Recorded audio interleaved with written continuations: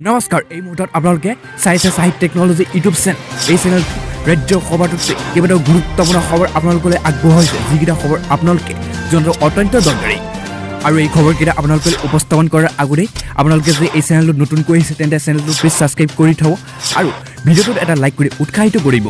পাছত এই মুহূৰ্তত আনহাতে এটা ব্ৰেকিং নিউজ মুকলি হৈছে অসমবাসী এইজৰ বাবে এটা বহুত ডাঙৰ খবৰ কিন্তু মাস্ক নিপিন্ধিলে এতিয়াৰ পৰা 1000 টকা যি চৰকাৰে নিৰ্দেশ জাৰি কৰিছে জৰিমনাৰ কিন্তু তাৰ লগতে কোকৰাঝাৰৰ এদিনতে 28000 টকা পৰ্যন্ত সংগ্ৰহ কৰিছে এই জৰিমনা লগতে কৈছে মাস্ক নিপিন্ধিলে 1000 টকা পৰ্যন্ত জৰিমনা বিহিছিল কিন্তু জৰিমনা কোকৰাঝাৰৰ এদিনতে 28000 টকা পৰ্যন্ত জৰিমনা বিহা হৈছে আৰু দিনে দিনে কৰোনাৰ সংক্ৰমণ বৃদ্ধি পাই থকা দেখাত এতিয়া বহু ঠাইত মাস্ক পৰিধান কৰাটো বাধ্যতামূলক কৰি দিয়া হৈছে তাৰে পৰিপ্ৰেক্ষিতত আজি কোকৰাঝাৰ জিলা কেৱল এটা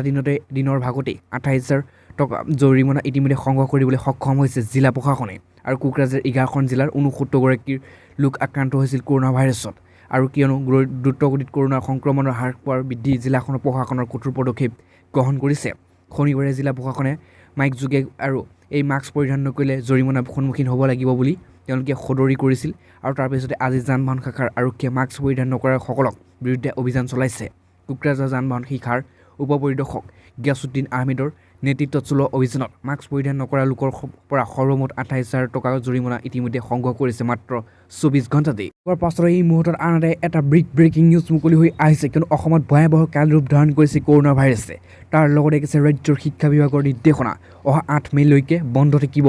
পঞ্চম শ্ৰেণীলৈকে সকলো বিদ্যালয় পাঠদান কিয়নো ৰাজ্যত দ্ৰুত হাৰত বৃদ্ধি পাইছে কৰোনাৰ সংক্ৰমণ কৰোনাৰ বাঢ়ি যোৱা থকাৰ সংক্ৰমণৰ প্ৰতি লক্ষ্য ৰাখি অহা 8 মেলৈকে পঞ্চম শ্ৰেণীলৈকে বিদ্যালয় পাঠদান বন্ধ ৰখাৰ সিদ্ধান্ত গ্ৰহণ কৰিছে ৰাজ্য চৰকাৰ শিক্ষা বিভাগৰ ফালৰ পৰা পিছে প্ৰতিদিন পৰিখন জিলাৰ বাবে নহয় আৰু এই নিৰ্দেশনা কিয়নো কামৰূপ মহানগৰ কামৰূপ গ্ৰাম্য ডিব্ৰুগড় নগাঁও শোণিতপুৰ কাছাৰ যোৰহাট তিনিচুকীয়া আৰু এই 8খন জিলাত প্ৰকাশ কৰা হৈছে এই বিশেষ নিৰ্দেশনা তাৰ লগতে শ্ৰেণী পঞ্চম শ্ৰেণীলৈকে বন্ধ কৰি দিয়া হৈছে সকলো পাঠদান তাৰ লগতে উল্লেখযোগ্য যে এই 8খন জিলাত আজিৰ পৰা তাৰিখত 10,000তকৈ অধিক সক্ৰিয় কৰোনা ৰোগী আছে সংশ্লিষ্ট জিলা উপায়ুক্তসকলে নিজ জিলাৰ প্ৰাথমিক বিদ্যালয়সমূহৰ ৰক্ষাৰ বাবে এই নিৰ্দেশনা জাৰি কৰিছে অন্য জিলাৰ উপায়ুক্তসকলেও কৰোনা পৰিস্থিতিৰ ওপৰত নজৰ ৰাখি সক্ৰিয় ৰোগীৰ সংখ্যা 100 পাৰ হ'লেই প্ৰথম শ্ৰেণীৰ পৰা পঞ্চম শ্ৰেণীলৈকে পাঠদান বন্ধ ৰখাৰ নিৰ্দেশ দিব পাৰি এই মুহূৰ্তত অতি গুৰুত্বপূৰ্ণ এটা ব্ৰেকিং নিউজ মুকলি হৈছে ৰাজ্যৰ সকলো ছাত্ৰ ছাত্ৰীসকলৰ বাবে কিয়নো সকলো ছাত্ৰ ছাত্ৰী এটাই জল্পনা কল্পনা হৈছে মেট্ৰিক আৰু হায়াৰ ছেকেণ্ডেৰী পৰীক্ষা হ'বনে নাই কি হ'ব পৰীক্ষা বাতিল হ'বনে নে পিছুৱাই দিয়া হ'বনে কি কৰিব কিন্তু তাৰ লগতে এটা খবৰ পোহৰলৈ আহিছে নিৰ্ধাৰিত সময়সূচীতে অনুষ্ঠিত হ'ব উচ্চতৰ মাধ্যমিকৰ চূড়ান্ত পৰীক্ষা কিয়নো কৈছে নিৰ্ধাৰিত সময়সূচীতে অনুষ্ঠিত হ'ব উচ্চতৰ মাধ্যমিকৰ চূড়ান্ত পৰীক্ষা ইয়াত কোনো সাল সলনি কৰা নহয় বুলি ইতিমধ্যে সদৰি কৰিছে চৰকাৰৰ ফালৰ পৰা কিন্তু পূৰ্ব নিৰ্ধাৰণ অনুসৰি 11 মে'ৰ পৰাই উচ্চতৰ মাধ্যমিকৰ পৰীক্ষা অনুষ্ঠিত হ'ব সকলো ক'ভিড প্ৰট'কল আৰু তথা যাৱতীয় সাৱধানতা মানি পৰীক্ষা অনুষ্ঠিত কৰা হ'ব পৰীক্ষা হলত ইংৰাজী আৰু আখৰ এছ অথবা জেড আকৃতিৰে বহুৱা হ'ব বুলি ইতিমধ্যে ছাত্ৰ ছাত্ৰীসকলক জানিবলৈ দিছে পৰীক্ষা কেন্দ্ৰত প্ৰৱেশ কৰাৰ বাবে মাস্ক পৰিধান কৰাটো বাধ্যতামূলক হেণ্ড ছেনিটাইজাৰৰ প্ৰয়োজন আৰু গ্লাভছৰো ব্যৱহাৰ কৰা হ'ব বুলি ইতিমধ্যে জানিব দিছে কৰ্তৃপক্ষৰ ফালৰ পৰা কিন্তু অৱশ্যে পৰিস্থিতি পৰিলক্ষিত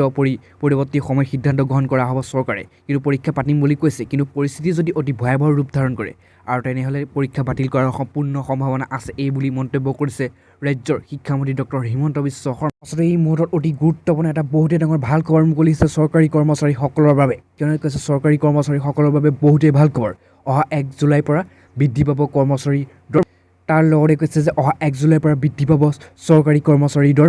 কিয়নো কৈছে সপ্তম দৰমহা আয়োগৰ অধীনত বৃদ্ধি কৰা হ'ব এই দৰমহা অতি ভাল খবৰটো হৈছে মাহিলী দৰমহাৰ ক্ষেত্ৰত হ'ব সাল সলনি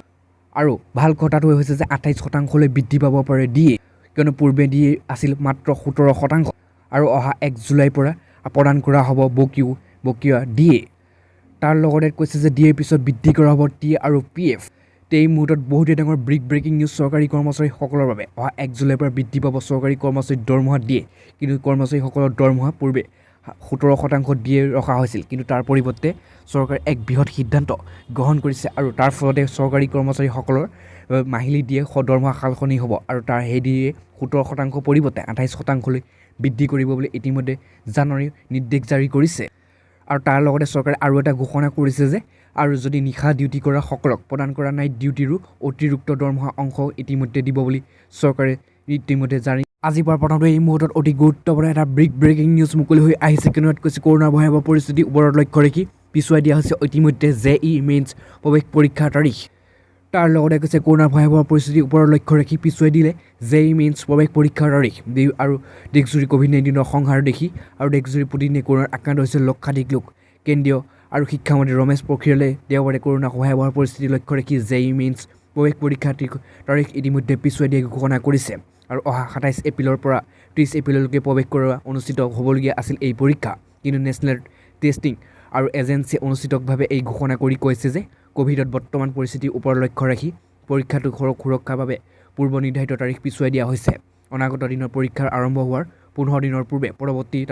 পৰীক্ষাৰ তাৰিখ ঘোষণা কৰা হ'ব বুলি ইতিমধ্যে জানিবলৈ দিছে কৰ্তৃপক্ষৰ ফালৰ পৰা। তাৰ পাছতে এই মুহূৰ্তত আনহাতে ব্ৰেকিং নিউজ এটা মুকলি হৈছে, কিন্তু ৰাজ্যত বৰ্তমান নিৰ্বাচনৰ গৰম বতাহ সমাপ্ত হৈছিল। তাৰ পিছতে সকলোৰে অপেক্ষা কৰিছে মাত্ৰ 2 মে'লৈ। কিন্তু ইয়াত কৈছে এখন আসন বিজেপিয়ে নাপায়। কংগ্ৰেছ আৰু ADFৰ মিত্ৰতাই বিজেপিক ক্ষতি কৰিছে।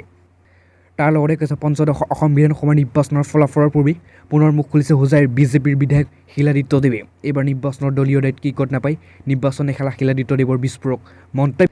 কিয়নো কৈছে শিলাদিত্য দেৱে কৈছে যে বিজেপিয়ে 100খন আসন নাপায়, কিন্তু চিম্পল মেজৰিটিহে চৰকাৰ গঠন কৰিব বিজেপিয়ে। বিজেপিৰ 100+ আসন দখলৰ শ্লোগান এক নিৰ্বাচনী কৌশল আছিল। প্ৰচাৰ প্লাবিষ্টিৰ বাবে দল তেনেকৈ কৈছিল। কাৰ্যত বিজেপিয়ে সিমান আসন নাপায়। কংগ্ৰেছ আৰু ADFৰ মিত্ৰতাই বিজেপিক বহুত ক্ষতি কৰিছে। লগতে শিলাদিত্য দেৱৰ মতে সংখ্যালঘু ভোটৰ বিভাজন নহ'ল আৰু এই নিৰ্বাচন খেলিল হোজাইত বিজেপিৰ হাৰিলেহেঁতেন। কিন্তু ইয়াত কৈছে বুলিও তাৎপৰ্যপূৰ্ণ মন্তব্য কৰিছে বিজেপিৰ বিধায়ক শিলাদিত্য দেৱে।